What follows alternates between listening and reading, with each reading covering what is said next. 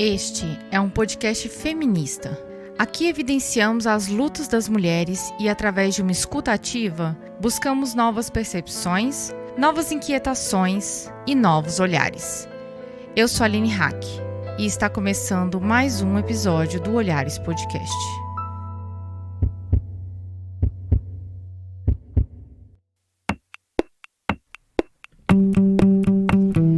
Falar de feminismo asiático é um tanto complexo.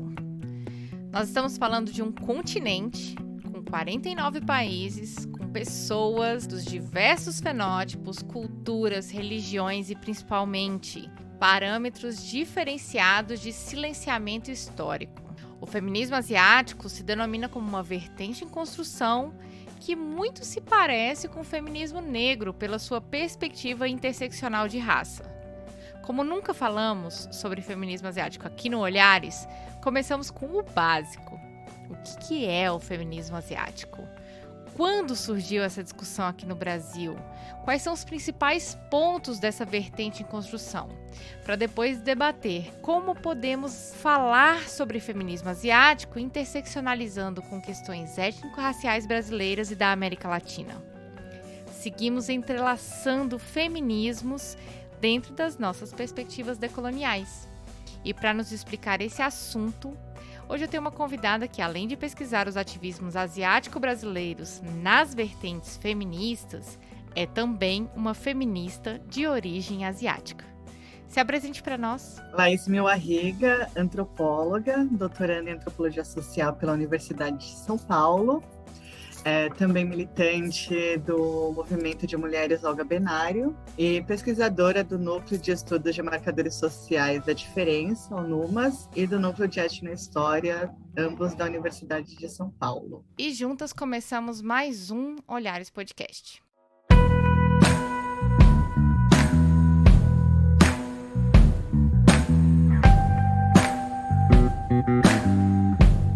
Primeiramente, queria agradecer a Laís aqui por a sua presença. Eu tive a honra de conhecer Laís por um texto que eu li no livro da Heloísa Buarque, Explosão Feminista, que ela escreveu junto com a Carolina Ricali, com a Gabriela Akemi, sobre feminismo asiático, e esse é o tema que a gente quer desenvolver hoje. E a gente nunca falou sobre feminismo asiático aqui no Olhares, a gente tá desde o início dessa temporada de feminismos, falando sobre a necessidade de descolonização do feminismo, de um feminismo decolonial. E só trazendo aqui uma curiosidade, esse pensamento decolonial, ele começou por uma pesquisadora de origem asiática, para quem não sabe. Nós estamos aqui falando de feminismos descolonizados, feminismo decolonial, e ainda não tínhamos tido a oportunidade de desenvolver esse tema. Então vamos começar lá do início, né, Laís? O que é feminismo asiático? Como é que ele começou? Né? Quando que a gente pode começar a falar de feminismo asiático?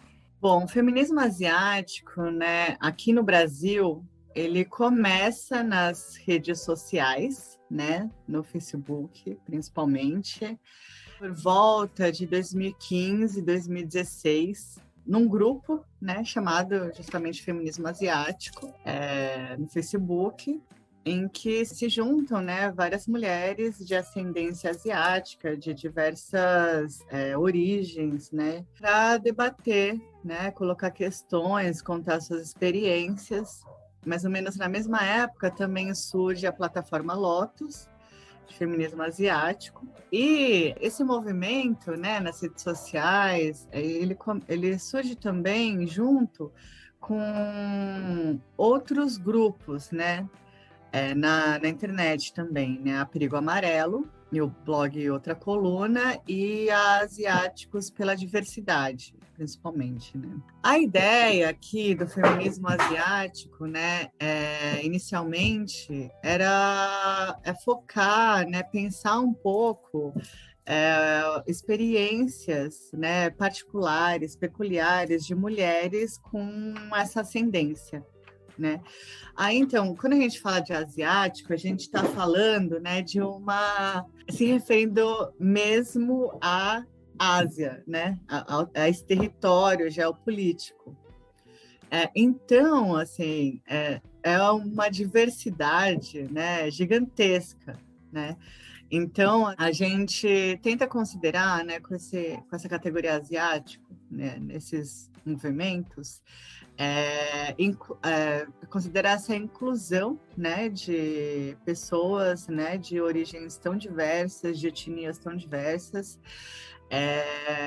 e pensar e colocar um pouco assim, falando no feminismo, né, pensar quais são a experiência dessas mulheres aqui no Brasil, né? Então, o capítulo que a gente escreveu, né, eu, a Carol e a Kemi, pro Explosão Feminista, né, essa coletânea da Heloísa, ele traz, assim, a gente escreveu, né, mas a gente teve um esforço muito, muito grande de trazer, né, uma diversidade de vozes para esse texto, né? Então ele está meio num formato assim de manifesto, porque também ele é o primeiro texto publicado assim em livro, né, sobre o feminismo asiático. E ele tem esse meio formato de manifesto em que a gente coloca nossas pautas, né, nossa agenda, quais são os nossos objetivos, e eu gosto muito dele porque ele vai intercalando, né, falas de várias mulheres, né, assim, de ascendência vietnamita, iraniana, indiana, japonesa, chinesa, coreana do Sul, coreana do Norte, né, e mulheres também de diferentes classes, né, de diferentes regiões do Brasil. Então, assim, é um texto inicial mesmo, né, que é fruto desse movimento inicial do feminismo asiático aqui. Então, a ideia também é um pouco, assim, não só fazer esse manifesto, mas colocar questões, né, não só para um feminismo, né, para outras vertentes do feminismo, né, eu acho que principalmente isso que a gente chama de um feminismo branco, né? Mas colocar questões para fora e para gente, né? Para dentro das nossas comunidades também, né? E pensar como é a experiência concreta, né, dessas mulheres, né? Dentro das suas famílias, das suas tradições, né? Das suas culturas, de como elas se percebem seus corpos, suas subjetividades, sua atuação. Então, aqui, né, assim, você falou do feminismo decolonial, é uma questão super importante, né? A gente se colocou por muito tempo como um feminismo interseccional, né? Mas também tem uma forte inspiração e alinhamento, né, com esse feminismo decolonial, né? Que vem também, né, de muitas autoras, né, do Sudeste Asiático, lá da Ásia, mas também aqui da América Latina. Você falou, né, Laís, que tem toda essa questão de que são muitas mulheres com muitas características diferentes. Você até nomeou algumas, né, algumas falas do manifesto que vocês fizeram. Só pontuando aqui para as nossas ouvintes, o continente asiático hoje é um conjunto de 49 países, né? 49 países que tem muitas características muito diferentes, né? Que às vezes não ficam apenas... Por exemplo, né, quando a gente fala de uma pessoa de característica asiática, muita gente pensa nas pessoas com os olhos puxados, né? Sendo que existem outras características dos povos asiáticos, por exemplo, as mulheres do Afeganistão, as mulheres da Índia, né? Que são mulheres com rostos muito diferentes, né? Com o tom de pele diferente. Existem... Eu acho... Você me corrige se eu estiver errada, mas colocar todo o grupo asiático dentro de um grupo étnico só, eu acho muito opressor, né? Por conta dessa grande característica dessa grande quantidade de características que os povos asiáticos têm, né? Você concorda ou não? Perfeito. Aí, né, por isso que eu falo desse momento inicial, né, tanto do feminismo asiático como da própria elaboração de uma categoria asiática, né, que está nesses movimentos de ativismo asiático, né, aqui no Brasil, porque tem uma coisa inédita aí, né, que é nova, que a gente, aqui no Brasil, a gente lê, né, a gente entende como asiático, né, pessoas do que também a gente chama de raça amarela, né, pessoas do leste asiático, né, Japão, Coreia, China, porque assim, tem esse motivo, né, de ser uma imigração, uma diáspora, né, muito maior, mais antiga, né, do que de outros países asiáticos, e que pelo menos tem mais visibilidade, né, principalmente em São Paulo. E tem a ver também com uma história aqui, né, que é a própria história do Brasil, né, de como a gente entende raça, né, pelo menos desde o fim do 19, e que essa coisa de raça barra cor, né, vai assim, a gente sempre entende que raças, né, por exemplo, são preto, branco, né, e aí amarelo, né, a indígena sempre fica assim, né, que é um problema do próprio IBGE, né, historicamente, assim. Então, tem sim esse problema, né, a gente vamos falar mais, né, sobre essas opressor mesmo, né? Que nem você disse, juntar, né? 49. Isso só falando de país, né? Porque dentro dos países, né? Também tem uma diversidade étnica, regional, assim, muitos conflitos. Em cada lugar, assim, mas uma coisa que era inédita, assim, falando especificamente do Brasil, é que esses movimentos, né, elaboram essa ideia de asiático, principalmente no sentido, assim, de articular diferentes etnias e nacionalidades e formar uma certa aliança, né, porque acho que, por exemplo, assim, a gente ficava muito assim nas comunidades ou os descendentes japoneses, né, muito mais associados entre eles, né, os chineses, os indianos, assim, essas comunidades, né, étnicas que são, bom, enfim, são comuns em todo lugar de diáspora e imigração. E aí um pouco a ideia tinha isso, né, inicialmente, assim, de formar essas alianças e de trocar, né, entre a gente experiências, né, comuns, né, e também conhecer, né, as diferenças.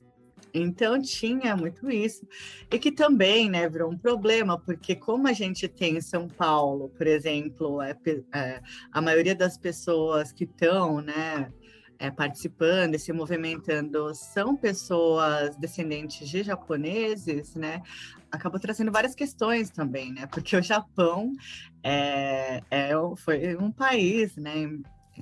Imperialista, né? Foi um país do eixo e ele fez atrocidades, né? Em toda a Ásia. Então, né, todo esse movimento, né, que a gente pode chamar de um certo ativismo asiático, né, e que pensa, que cria, ressignifica, né, e também critica essa categoria asiática, né, ela está sempre, assim, nos últimos anos, né, não foi assim, de 2015, 2016 até hoje, né, ela está sempre sendo pensada, né, e uma coisa que vem sempre, desde o início, é uma ideia muito forte de autocrítica, né, das próprias pessoas, né, que fazem parte disso, ou que estão buscando estudar ou atuar nisso. Então, assim, o que a gente fala também é que, por exemplo, pessoas armênias, né? A Armênia que está lá, né, entre Ásia e Europa, né? A Rússia, por exemplo, pessoas brancas, né? Então a gente entende, né, um pouco assim, que tem uma diversidade racial, étnica, né, cultural e política, né, muito assimétrica, né? Então por isso A gente também faz, né, tenta tomar esse cuidado de colocar que eu, por exemplo, né, por conta da minha ascendência, né, eu sou descendente de Okinawanos, né, que é uma província japonesa atualmente, mas que foi colonizada, né, pelo Japão, era um reino independente antes, pelo Japão e pelos Estados Unidos na Segunda Guerra Mundial. E por outra parte da minha família é japonesa. Então, a gente pensa, né, também essas relações, né, geopolíticas, né, dos nossos antepassados, dos imigrantes que vieram, né, e a gente tenta fazer essa autocrítica e entender também, né, como que toda essa história vem na bagagem com a diáspora, com a imigração, né? E aí a gente também vê, toma esse cuidado, a minha pesquisa também é muito mais focada em imigração okinawana, em Okinawa e Japão, então esse cuidado, assim, eu tenho mais domínio para falar, né, de raça amarela, relações raciais amarelas e desse lado, mas, né, a gente tem entende, né, que tem brancos asiáticos, marrons asiáticos, né? Aí a gente pode indicar outras pessoas, outros trabalhos. Ótimo. É bem interessante você colocar essa posição de que o seu feminismo asiático é um ponto dentro do feminismo asiático, né? Isso é um cuidado que muitas das pesquisadoras que já participaram do Olhares nos episódios anteriores estão colocando, que existem disputas dentro do próprio feminismo, dentro da própria vertente feminista, e isso é importante a gente colocar para as nossas ouvintes, para que elas saibam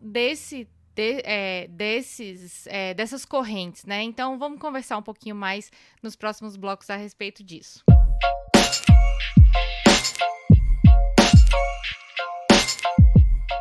Começando o segundo bloco, agora vamos falar propriamente do feminismo, né? A gente falou um pouquinho da característica decolonial do feminismo, mas eu queria aproximar para a nossa ouvinte um pouco mais o que é o feminismo asiático. Quais são os pontos que o feminismo asiático hoje tem lutado? E existe alguma semelhança com feminismos que a gente já discutiu aqui, no Olhares, por exemplo, o feminismo negro, o feminismo latino-americano? No que o feminismo asiático toca esses outros feminismos para a gente conversar num mesmo tom e no que a gente diverge? Bom, acho que a primeira coisa, assim, eu, assim, como feminista, eu acho que o feminismo, tenho convicção de que o feminismo é uma luta política, né? Ele não serve tanto, assim, para autoajuda, acho que serve muito para o autoconhecimento, né? Mas eu adoro, tem um amigo que fala assim para mim, autoajuda é você contornar ou evitar o sofrimento. Autoconhecimento é você encarar ele de frente, enfrentar e vamos lá, né? Então, bom, dito isso, né, é importante também dizer que desde lá, né, no nosso capítulo do feminismo asiático, da explosão feminista, a gente aponta o quanto ainda é uma vertente em construção, né? Bom, todo movimento político de alguma forma mas a gente tem uma questão, né, que a gente tem debatido muito, que ele surgiu nas redes, né? E assim, uma coisa é o que era o ativismo nas redes pré e pós-pandemia, né? Mas lá, né? Fato. Na era anterior da humanidade, para a pandemia, a gente não chegou, eu acho, assim, teve a Lotus, né? A gente fazia os encontros offline, né? Presenciais, foram de extrema importância, né? Mas a gente, o feminismo asiático ainda não conseguiu consolidar assim, um coletivo ou uma base, sabe? Assim, uma organização mesmo, né? Assim, enquanto movimento social. E aí, né, eu acho que falando hoje, né, sobre feminismo asiático e também os caminhos que eu e muitas companheiras estão tomando nesses tempos que a gente tem vivido, pensar também criticamente, né, todo esse processo, né, toda essa trajetória que a gente tem tido. E uma coisa que a gente tem buscado se afastar muito e combater muito é do feminismo neoliberal, né? Porque acho que é uma coisa que veio muito forte, né, com esse ativismo de internet, né, como a gente como era chamado. E também com, enfim, todo esse debate, né, sobre neoliberalismo e cooptação dos movimentos sociais, da agenda de direitos humanos principalmente de políticas de identidade, né? Então é uma coisa assim que a gente tem buscado se afastar bastante, né? Mas ainda eu acho assim que nas redes sociais, né, ainda tem uma discussão que está muito colada, né, ao neoliberalismo. Eu acho que às vezes, enfim, também é uma coisa que a gente está tentando mudar. E aí, né, o que a gente gosta mesmo, como feminista asiática, é da interseccionalidade, né, do decolonial. Então, assim, um cuidado que a gente sempre tomou, né, desde o início, tanto na vertente feminista quanto na de solidariedade antirracista, porque também uma coisa que é muito interessante é que muitas meninas bem jovens assim chegavam, né, para a gente antes pela raça, né, por uma tomada assim de consciência, de uma busca por entender seu corpo racializado, do que pelo feminismo, né? Mais especificamente, assim, né? Pensar um corpo racializado, generificado, né? Então, a gente entende, né, que o feminismo ele é a luta pela equidade, né, pela liberdade de todas as pessoas, né, pelo combate, sim, a todo tipo de opressão e desigualdade. Dito isso, né, a gente também tem um cuidado, porque assim, eu venho, né, de uma formação na interseccionalidade, né, desde o mestrado eu estou numa linha de pesquisa que é marcadores sociais da diferença. Então, meu mestrado todo sendo sobre a comunidade okinauana, né, foi alinhado numa perspectiva teórica, né, e de pesquisa, né, da interseccionalidade, né, e isso também vem muito, pegou muito assim, como fui me formando feminista também, né.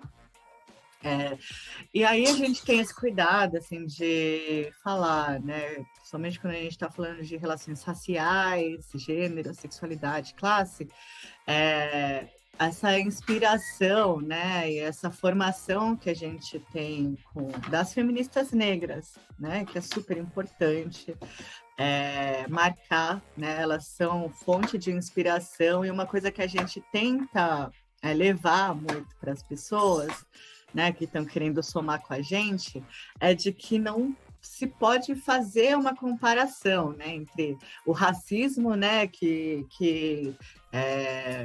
pessoas negras e indígenas sofrem no Brasil, né, com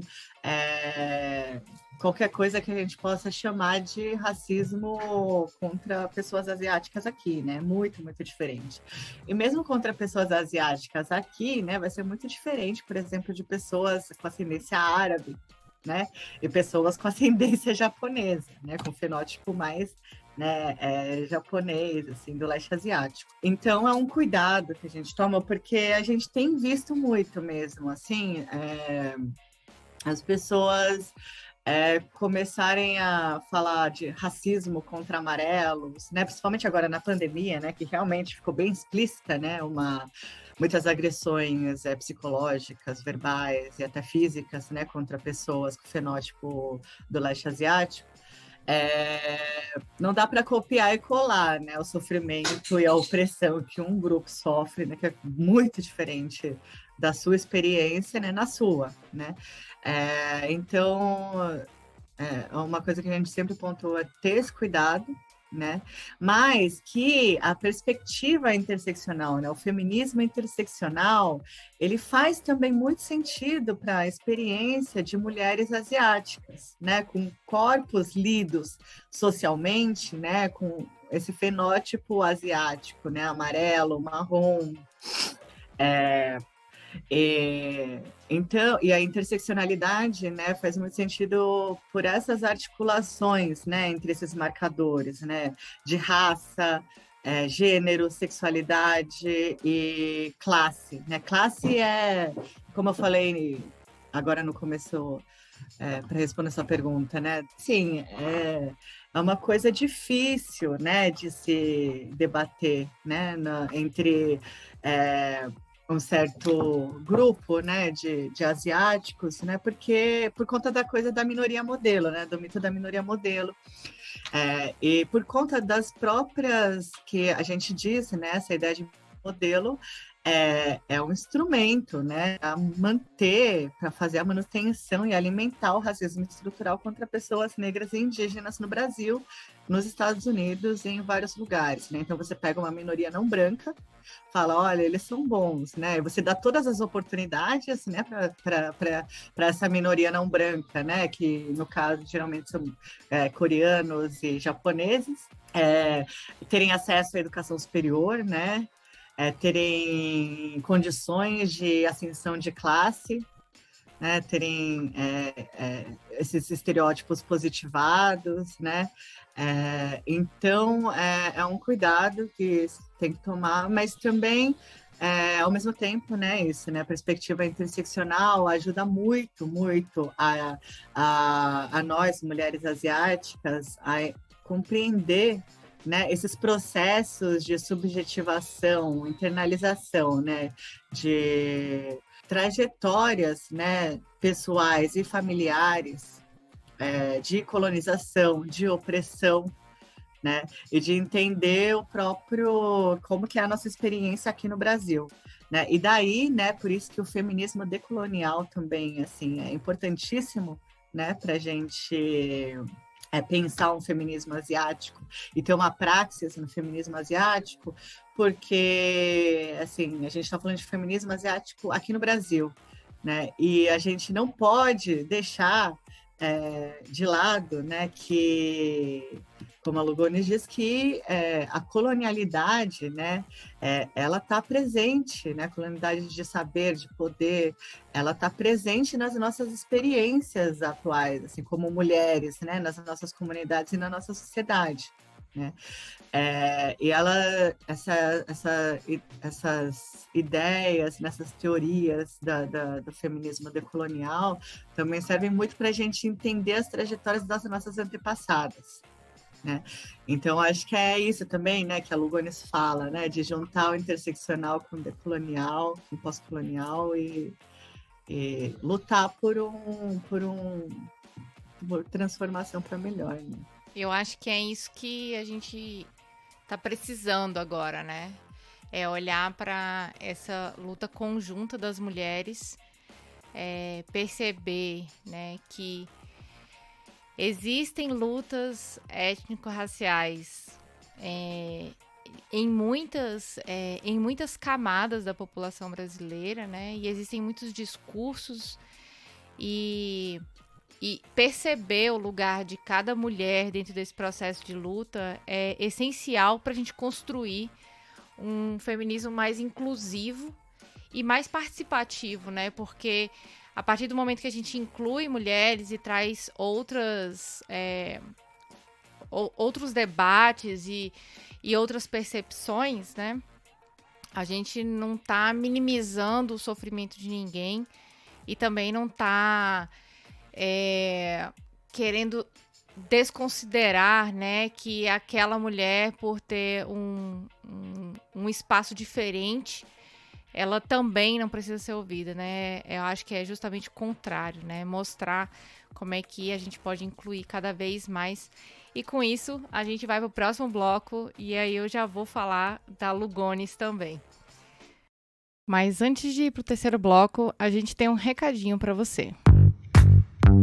O Olhares é um podcast totalmente independente e existe graças ao apoio de pessoas que acreditam nesse projeto. Se você é uma dessas pessoas, já fica aqui o nosso super agradecimento. E você que ainda não nos apoia e quer nos ajudar a manter esse projeto e fazê-lo crescer ainda mais, acesse padrim.com.br/olhares e contribua.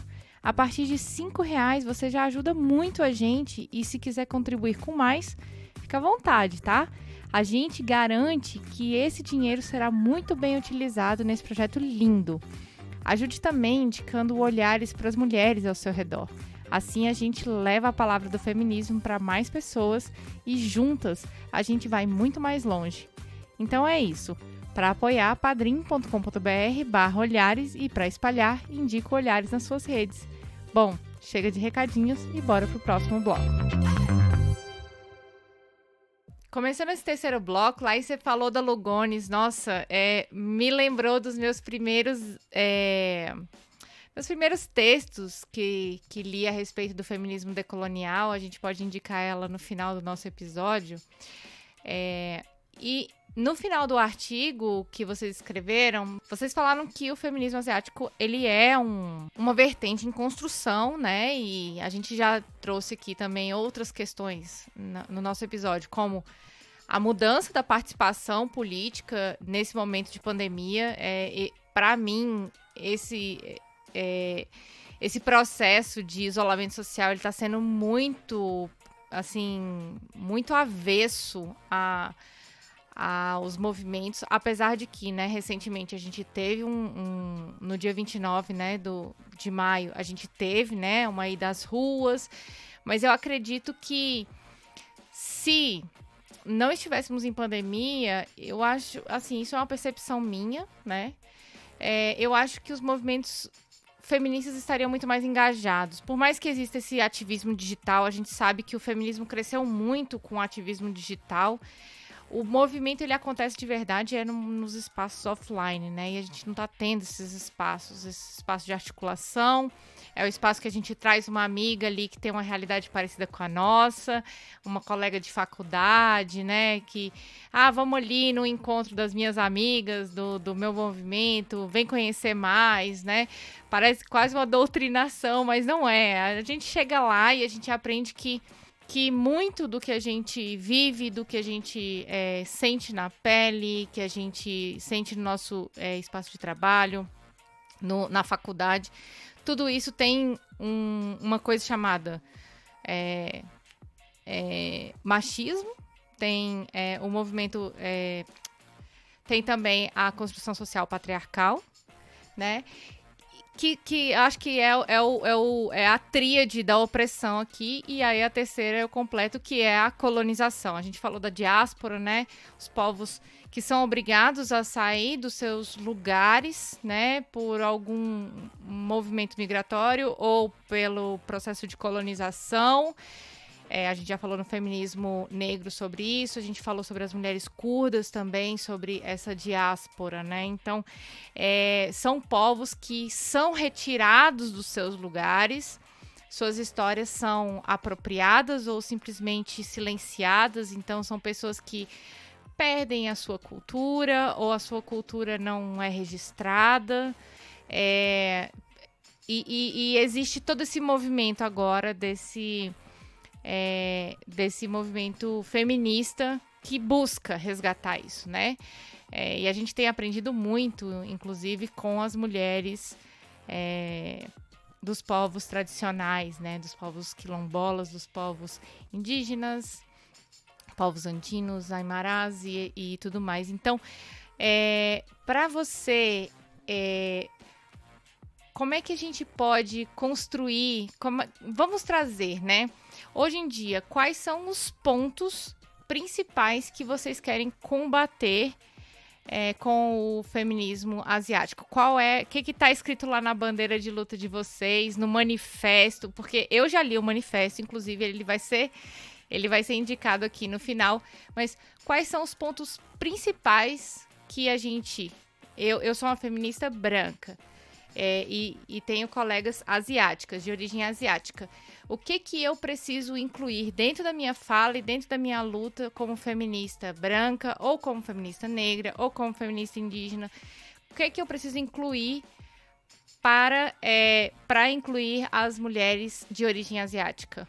Eu acho que a primeira coisa, né, é prestar atenção, né, na autodesignação, né, primeiro, dessa mulher, né, ela fala que ela é, assim, por exemplo, a minha autodesignação racial e étnica é o Tinanchu, né, eu sou Kinauana, né, antes de ser amarela, né, ou eu sou descendente de japoneses também, mas a minha autodesignação é o Tianchu, que é, né, aliás, um povo indígena, né, no Japão. Então,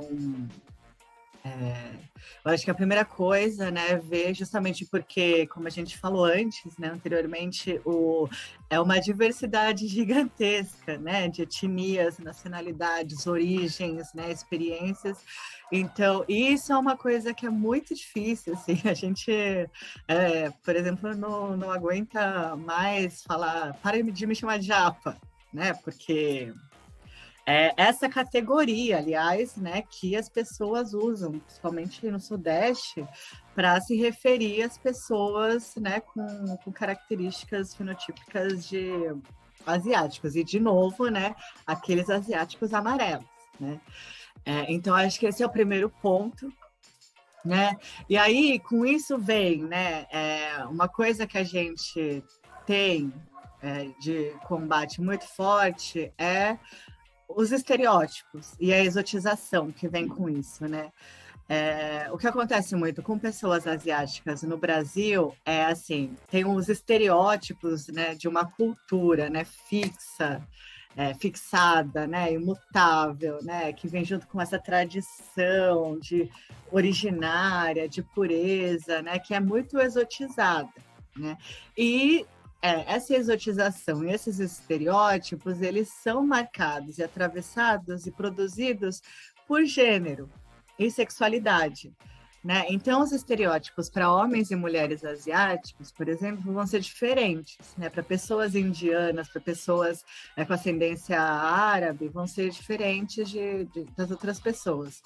Então, né, primeiro, assim, aí, né, vem pensar em relação, assim, o que eu estou falando para essas pessoas, né? Eu estou agindo com elas como se eu conhecesse elas já através desses estereótipos, né? Dessa exotização. A pergunta que eu estou fazendo, o jeito que eu estou falando com essas mulheres, né?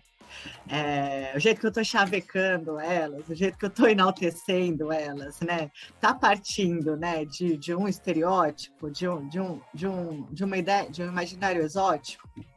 Isso é super importante, né, de pensar. E uma outra coisa, né, e aí para mulheres, né, de ascendência asiática, né, também o direito, né, a um resgate da sua história familiar, né, das histórias da família, né, do que é essa nossa cultura, nossa tradição. Porque, efetivamente, principalmente na diáspora, né, as mulheres são silenciadas sempre, né? A gente sabe, assim, que a mulher é aquela coisa, né? Aquela ideia de mulher não tem passado, né? Porque quem registra essas histórias? Quem conta essas histórias, né? Então, por isso que é super importante a gente ficar atento também, né, para a história oral, né, para os gestos, e também para o silêncio, né? Eu acho que eu tenho falado muito isso e trabalhado muito com isso na minha pesquisa. E o feminismo asiático trabalha muito com isso, que é a coisa do silêncio. O silêncio, ele é eloquente, ele diz muitas coisas, sim, né? Mas ele também acontece por opressão, né? Por massacre, por destruição, né? E aí uma coisa que super, que aparece muito, né, no feminismo asiático, nas rodas de conversa LGBTQIA+, asiáticas aqui no Brasil, é a coisa da família, né? Por exemplo, quando eu comecei a me entender como feminista, né, querer ser feminista, né, lá faz muitos anos, quando eu era bem mais jovem, na faculdade, antes disso até, eu achava que eu não podia ser feminista, porque eu sou de uma família, sabe? Fui criada pelos meus avós imigrantes, né? A gente tem essa ideia, né, que vem muito de fora, né, que a nossa tradição, a nossa cultura, né, não dá certos espaços e lugares para as mulheres, né, é uma cultura mesmo, né, a Carol Ricali, ela fala uma coisa que eu gosto muito, de como nossas avós, nossas mães, e a gente mesma, né, tá meio oprimida por dois patriarcados, né? Um patriarcado asiático, né? Que vem com a nossa família, né? Que vem com a diáspora, com a imigração, e esse patriarcado mais ocidental aqui, né? Dessa vivência brasileira, né? Então, eu achava, por exemplo, que se eu fosse muito feminista, eu ia ter que abrir mão, né? Era meio que eu estar abrindo mão da minha família, da minha identidade enquanto okinauana, né? E a gente vai vivendo, né? E vendo que não, né? Que a tradição também é nossa, né? Que a cultura é nossa e a cultura só existe, a tradição só existe, as identidades só existem se elas são inventadas e ressignificadas o tempo todo, né? Ela tem que fazer sentido para quem está aqui, né? Então, uma coisa, né, que uma das nossas bandeiras é dizer a tradição é nossa e a gente não vai deixar mais usarem, né, em nome da tradição para continuarem oprimindo a gente dentro e fora de casa, né? E escolhendo os nossos caminhos, né, dentro e fora das nossas comunidades. Né? Então, isso passa muito, né, por esse silenciamento, né, opressor, né, que vem de todos os lados, e por se tratar o tempo todo, né, como submissa, como não ter voz, né, e entender que a gente pode ser feminista, e feminista asiática, ou feminista marxista, ser qualquer feminista, tipo de feminista, e ainda, sabe, tá lá ligada, né, e ter essa conexão com a nossa ancestralidade, com as nossas origens, né, isso é um ponto super importante. E a gente tem feito, né, eu tenho feito, me esforçado bastante para isso, né, de não ficar tão fora também da comunidade, né, que a gente sabe, né, todo mundo sabe que os nipo-brasileiros aqui são bem reacionários, bem essa classe média de direita, né, é um tabu falar de gênero, né, então a gente tem tentado trazer, né, isso também, não falar só para fora, não falar só entre iguais, né, e levar também, assim, essas questões para dentro e fora da comunidade. Pois igual vocês falam lá no artigo, né, essa luta contra o colonialismo e o imperialismo contemporâneo, e hoje a gente vê o imperialismo, ele é o capitalismo, né, é super importante para a gente trazer esses destaques aí desse discurso. E é muito interessante isso que você colocou, Laís, do silêncio, né? Eu também pesquiso história oral, eu adoro história oral, assim, provavelmente no doutorado é pro lado que eu vou. Mas como a história oral, para quem está intimamente ligada à tradição, quem está intimamente ligada à busca por uma verdadeira história, né? A verdadeira história contada pela ancestralidade, pela verdadeira versão dos fatos, é importante para a gente pontuar esses feminismos. Eu estou aqui muito grata com a nossa conversa. E vamos para o nosso bloco de indicações.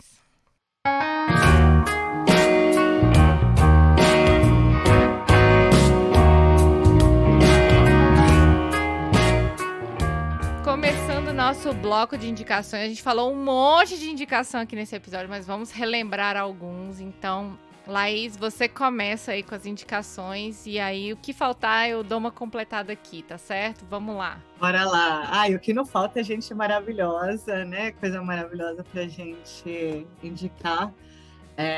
Primeiro, né, para quem não leu ainda, né, não teve contato com o nosso capítulo Feminismo Asiático, lá na Explosão Feminista da Heloísa, né?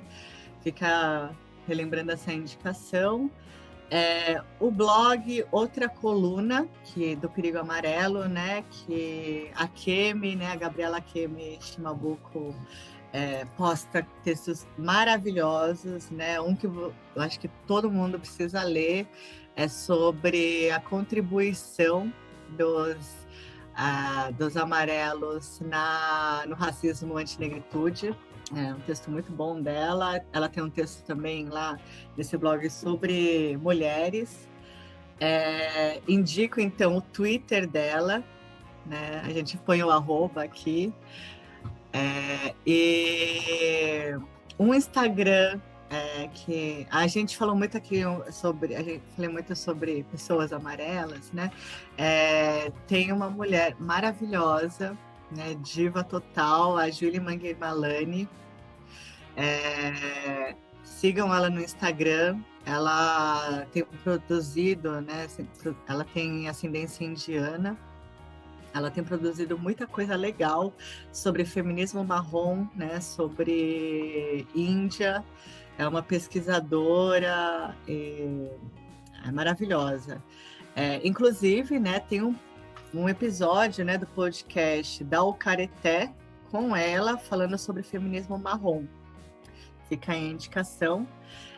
E falando na Juíli, nós escrevemos um capítulo também para o Ocareté no livro Ensaio sobre Racismos, que está lá no site, um e-book gratuito, só você ir lá baixar o PDF. Eu, Carol e Juíli escrevemos um capítulo sobre raça e gênero.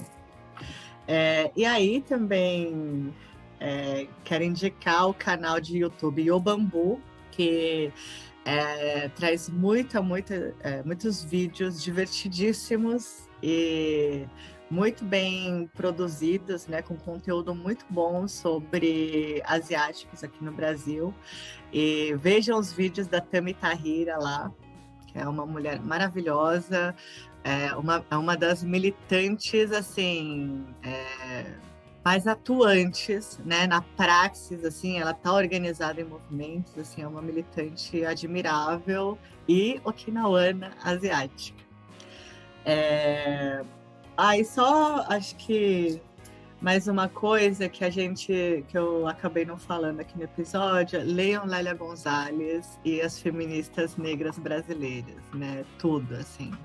Eu acho que ajuda muito também para a gente se pensar como mulher asiática aqui e entender o Brasil. É isso. Agora, Aline, tô louca para ouvir as indicações. Pois é, a gente falou muito da Lugones aqui também, né? Eu vou começar indicando um texto dela, um dos textos dela. É um texto mais inicial. A gente até indicou a Lugones em um outro episódio que a gente discutiu decolonialidade, que foi de mulheres ciganas, mulheres romani, né? Então eu vou indicar aqui de novo Lugones, está no nosso coração, está no lugar do coração de muitas mulheres que estiveram aqui no Olhares, né? Que é o debate colonialidade do gênero e feminismos decoloniais. Eu vou deixar o link aqui que dá acesso ao Cielo. Vou indicar também, falei que uma das primeiras mulheres que discutiu decolonialidade foi uma mulher indiana, então eu vou indicar também o texto dela, que é um texto chamado Pode o Subalterno Falar?, que é da Spivak. É um texto interessantíssimo, faz a gente refletir bastante. Eu vou também aproveitar aqui o meu momento acadêmico para indicar um texto maravilhoso do Gabriel Mantelli. Gabriel, um beijo. Ele é um pesquisador na área de decolonialidade. Aprendi muito decolonialidade com ele e é um texto que ele faz um mapeamento sobre os estudos decoloniais. Ele faz uma agenda de pesquisa. Para quem não conhece esse termo, ele faz um mapeamento de tudo que já foi falado até aquele momento, faz um apanhado histórico. O nome do artigo é Repensando o Direito Internacional a partir dos estudos pós-coloniais e decoloniais. Agora, eu também vou aproveitar, Laís, para indicar... Já que você falou de podcast, vou aproveitar o meu momento Mulher Podcaster e vou indicar 2 podcasts do coração. Um é o Not So Kawaii, que é um podcast maravilhoso. Elas são incríveis, acabaram de completar 3 anos, parabéns para elas também. E um outro podcast que eu adoro é o Fala Aí Nandu, que também é um podcast que fala sobre cultura indiana. Na verdade, ele fala sobre Bollywood, fala sobre filmes indianos, então vale super a pena conferir. Laís, queria agradecer demais aqui a sua presença no nosso papo, foi um papo super gostoso. Eu acho que eu agora estou muito... Eu já estava muito mais afim de... Eu já estava super curiosa com o feminismo asiático. Eu espero que logo depois da pandemia essa vertente se fortaleça cada vez mais. Vou aqui pegar todas essas referências que você passou e vou consumir todas, porque são diálogos que nós estamos fazendo, são diálogos importantes e são... quando você falou agora de Lélia Gonzalez, a gente negligencia muito as feministas brasileiras, né?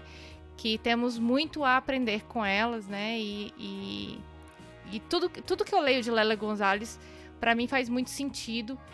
E eu vejo dentro das falas das minhas colegas de luta, né, de militância, como Lélia Gonzalez está muito presente nesse feminismo que a gente está querendo construir. Então, eu vou reforçar aqui e agradecer muito a sua presença. Estou muito feliz que esse episódio aconteceu.